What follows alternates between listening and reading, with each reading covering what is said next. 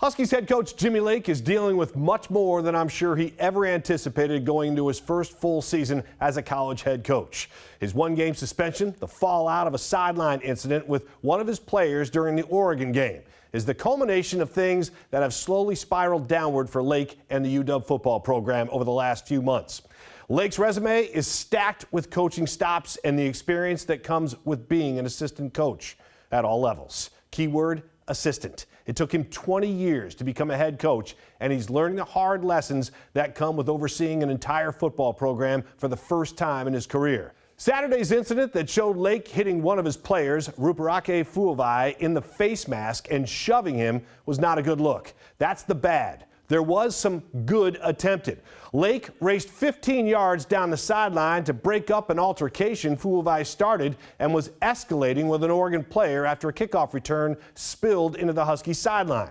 Lake had the right intent, but the wrong response. He was over-emotional. He wanted to avoid a costly penalty, especially when his team had momentum and a 7-3 lead over the 7th-ranked team in the country. But the Huskies head coach temporarily lost control. Look, there's no changing what happened. The bigger question is, where does the UW football program go from here?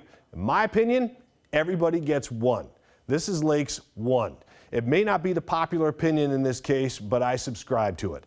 Lake made an egregious mistake. The optics are horrible. He released a statement on Twitter apologizing for his actions and accepting his punishment. Is that enough to give him a second chance? I think so. Lake is under contract through 2024, a contract that will pay him $9.9 million over the next 3 years. He knows how to coach. Ask his past players on the defensive side of the ball who have been collecting checks in the NFL. But can Lake run an entire program? We're going to find out. He needs to take a page out of Pete Carroll's book.